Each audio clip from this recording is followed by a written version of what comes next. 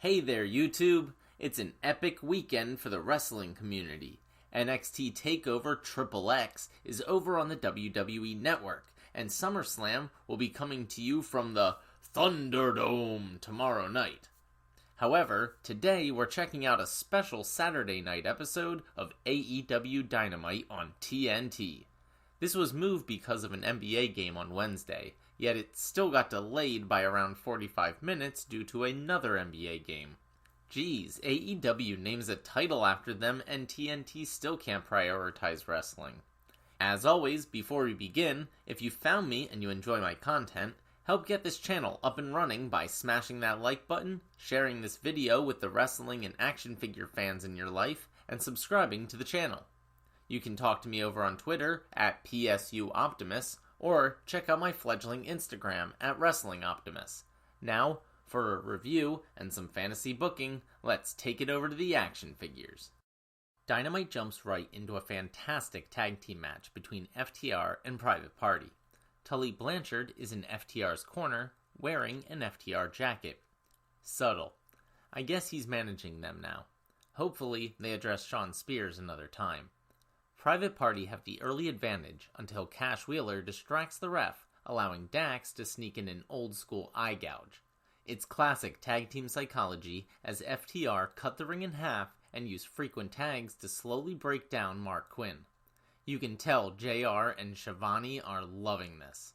Finally, Isaiah Cassidy gets the hot tag and runs wild, but it's not enough, as Cash Wheeler treats us to one of the best spine busters I've ever seen, and eventually, a Tully distraction leads to the Goodnight Express and a win for FTR.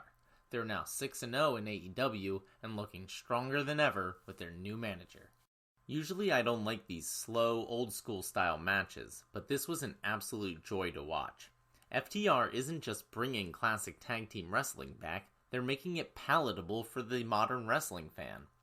My fantasy book is to keep moving forward towards this new Four Horsemen faction, although I've been persuaded towards Hangman Adam Page rather than Shawn Spears for the group. They can leverage the fact that both he and Cody feel like outsiders in the Elite, break away, then eventually merge with FTR and Tully. Jon Moxley is hanging out in an undisclosed location again. He says he understands MJF's insults, he's an easy target. Although, if MJF wanted the good stuff, he could have just talked to Moxley's wife, Renee Young. None of that bothers Mox. What does rub him the wrong way is people who go around constantly talking about themselves. Real tough guys don't need to hide behind words, which makes you wonder, what is MJF hiding? Mox wants AEW to succeed for decades to come. He recognizes MJF's immense natural talent and wants him to fulfill his potential, win the World Championship, and lead the company into the future. He predicts one day that will happen, but it won't be September 5th, because on that day, Moxley is going to beat the crap out of MJF and expose who he really is. We're taken to MJF's campaign headquarters, where he's surrounded by staff with a neck brace on and looking pissed. He says famous homicidal maniacs pale in comparison to Dictator John, who attacked him last week from behind like a coward. With fake tears in his eyes, MJF claims that his dream was to have a family and kids, but he can't have that now because he's too mangled. Then he doubles over in pain and his attorney takes over. The lawyer claims that the paradigm shift, or double-arm DDT, is too dangerous. According to health experts, it's even deadly. In fact, it almost ended MJF's career. Therefore, with a 5 million signature petition in hand, he's calling for a ban on the move in AEW. Additionally, he's drawn up a contract for All Out, which bans the paradigm shift in MJF's match with Moxley. If Mox is so badass, he shouldn't need that move to win. Oh, and if John doesn't sign the contract, then he's going to sue, and he never loses. He'll take Moxley's money, while MJF takes his title.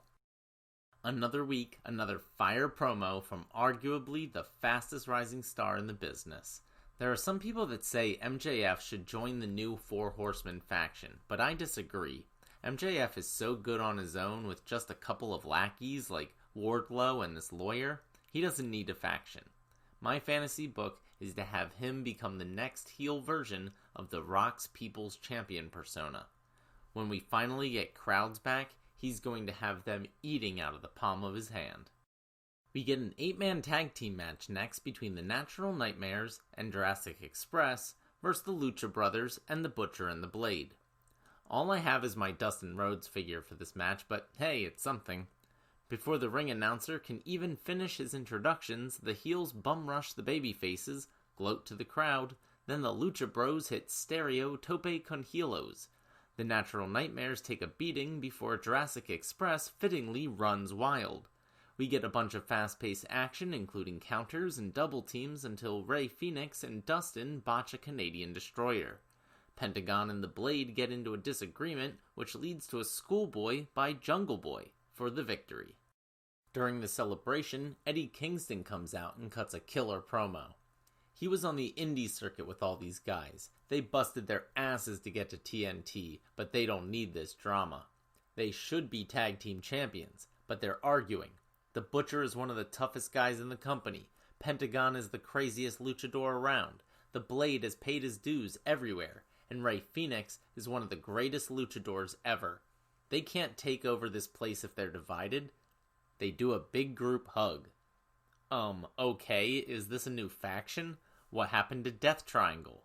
These guys are all great, but I don't think this is necessary for any of their characters. I guess we'll just have to see where this goes. Britt Baker cuts a promo in the gym, but gets distracted by Kip Sabian and Penelope Ford making out. I mentioned in my Dark Reactions that I think excessive PDA is their new gimmick. I guess this confirms it. Dr. Baker explains that all this saliva swapping is going to cause cavities. Luckily, as a dentist, she can help. She offers free dental care for a year if Penelope will join her team for a handicap match against Big Swole. It's not enough, so she throws in a free year of Reba's makeup services too. That got the super bad girl's attention. She agrees. Tony Schiavone is joined in the ring by Orange Cassidy. This is going to be Cassidy's first interview on Dynamite, but before he can even say a word, Chris Jericho interrupts carrying a bottle of bubbly. He congratulates Orange on beating him last week, pointing out that he's one of only 3 people to do so since Dynamite started. He's not embarrassed though, he's proud. Orange proved all the critics wrong and earned Jericho's approval. He offers a toast. But first, there's a tiny matter to discuss. They currently each have a win, which means they need a rubber match at All Out. Jericho makes a reference to Money in the Bank being his idea and says he's come up with another idea for the two of them. Since Orange Juice and Bubbly make a mimosa, let's have the first ever Mimosa Mayhem match. What's that, you ask? We're shown a video that asks the question, what happens when 80 gallons of freshly squeezed orange juice is mixed at ringside with 500 cases of a little bit of the bubbly? And the only way to win is pinfall, submission, or being thrown into a vat of straight mimosa. Jericho asks Cassidy if he accepts, and Orange gives his patented thumbs up. Jericho ominously invites the rest of the inner circle out for the toast. They climb onto the ring apron, but right after delivering said toast, Jericho shouts, "Get 'em, boys!" and the inner circle attacks. Jericho hits Cassidy with a Judas effect, then the inner circle holds him upside down and douse him in bubbly. Welp, Chris Jericho did it again. This is just wacky enough to work, and I'm actually really looking forward to the match. I have no clue what to expect, so we'll just have to let the mayhem unfold. By the way, I think the tagline of "you'll have to see it to believe it" might be a subtle jab at WWE's SummerSlam tagline of "you won't see it coming," but I'm not sure. We get a 6-man tag team match this time as 3, 4, and 5 of the Dark Order take on Kenny Omega and the Young Bucks of the Elite. I don't recall much build-up for this match, which tells me it's more about putting over the Dark Order as a credible threat in AEW, and foreshadowing the end of the night. Cheating tactics keep Dark Order competitive against a far more experienced Triples team, as the match tells the story of the Elite underestimating their supposedly mid-card opponents. The Young Bucks go to set up the Meltzer driver, but it's reversed by 3 and 4 into double Tombstone pile drivers, Inevitably, though, Five takes an Indie Taker and a One-Winged Angel to lose for his team. Even in defeat, Dark Order were elevated by this match. That's something you never see in WWE. After the match, Kenny gets a crazed look in his eye. He grabs a chair and goes to powerbomb Five onto it, but Matt Jackson stops him. Both Young Bucks are confused by Kenny's sudden viciousness as they escort him out. FTR is being interviewed backstage about an upcoming tag team gauntlet match to determine the number one contenders for the tag team championships at All Out. FTR is ranked number 1, so they'll enter last. They explain that Tully Blanchard was right. You're not the best unless you have the gold. They want to keep learning. That's why Tully is here. Tully says it's about crossing the threshold from almost to the best.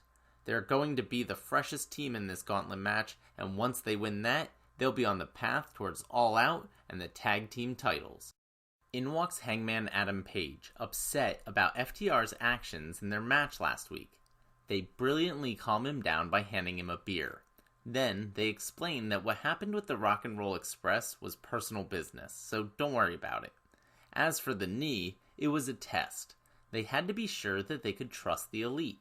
When Dax faked that injury, only Hangman came to the back with them. The Young Bucks could win this gauntlet match, and Hangman's already beaten them once, stepping out of their shadow. If he loses this time, he'll undo all that hard work. Right now, FTR is solely focused on winning this gauntlet match, going to All Out, and facing a man that they have great respect for, Hangman Adam Page. This is absolutely amazing. For more on why it's such a brilliant three-way storyline, check out the analysis on Twitter done by Michael Sedgwick of WhatCulture.com. We get a quick match between Darby Allin and Will Hobbs. Before the bell, Darby nails Hobbs with a double dropkick. He follows that up with another one when the bell finally rings. Big Will uses his size to counter and take control, but of course Darby battles back and wins with a coffin drop. After the match, Taz grabs a mic and says Team Taz has been growing. He introduces their newest member, also named Darby. Out comes Ricky Starks, dressed and painted up like Allin, and carrying a skateboard.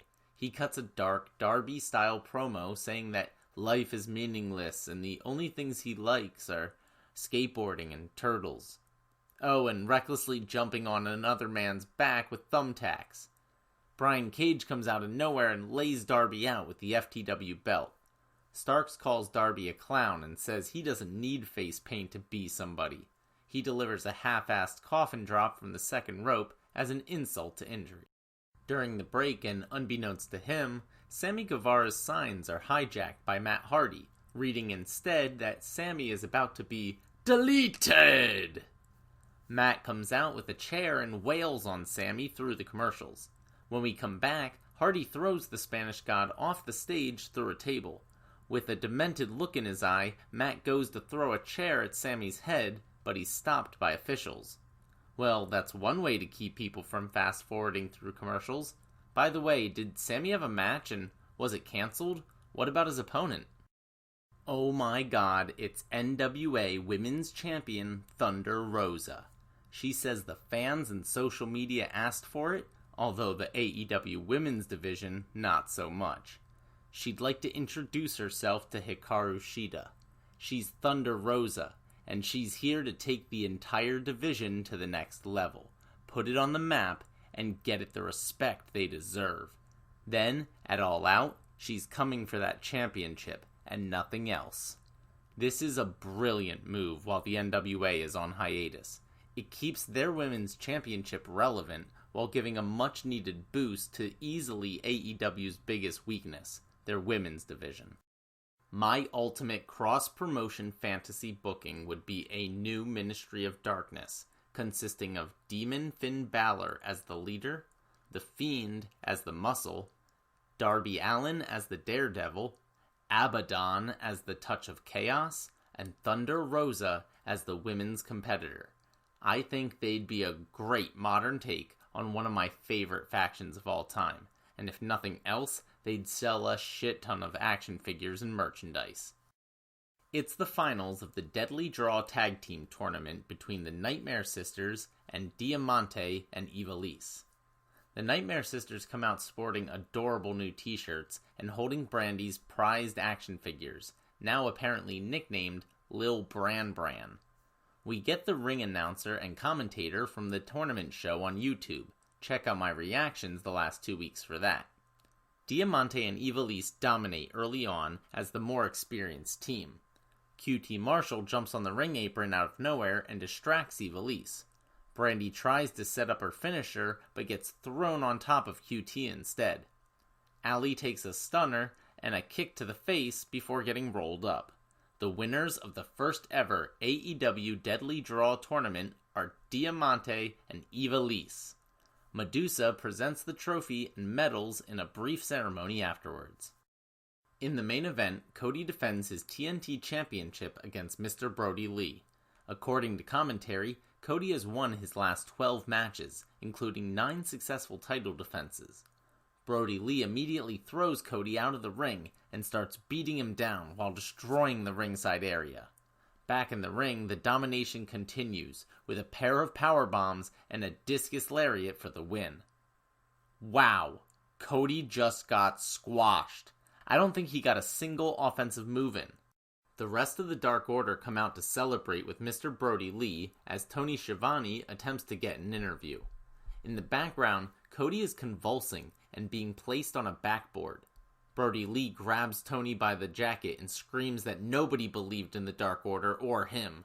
They created this monster, and now he's a problem for all of AEW. He claims that with the TNT title comes power, and now the Dark Order is at the top. An entire medical team is now out to help put Cody on a stretcher. Suddenly, Dark Order attacks Arn Anderson and dumps Cody onto the stage. They start to shove all the officials out the entryways as Brody Lee clocks Cody in the head with a loaded bag. A couple of creepers drag the unconscious bodies of Dustin and QT Marshall out onto the stage as well. Brandy comes running out and covers her husband to protect him, but Anna Jay emerges and puts her in a chokehold. Brody Lee dumps out the bag to reveal the now shattered, old TNT title. He says Cody can have that one back, and holds the new title aloft as we fade to black. Over the last 2 weeks, I've said that it feels like they've crammed a ton into SmackDown. Well, that's nothing compared to how much they fit into this episode of Dynamite. They even managed to stuff the commercial breaks with content. It literally never stopped. That really did feel like a pay-per-view, but with more focus on building stories than having blow-off matches. My immediate reaction is that there wasn't a single bad segment. There were a ton of surprises, and oh my gosh, that ending was possibly the most shocking ending to a wrestling show I've seen in years. Much like Jericho earlier in the night, there's nothing I can say. All I can do is applaud the incredible work everyone in AEW put into this show. I think I need a cigarette. Okay, that'll do it for a very special Saturday night edition of AEW Dynamite. Again, if you've managed to find me and like what you just saw, make sure to do all the normal YouTube stuff. Like, share, and subscribe. Spread the word about my channel, and talk to me over on Twitter, @PSUOptimus. I'll be back tomorrow with an action figure review of SummerSlam, so definitely be sure to check back for that, because it should be a good one.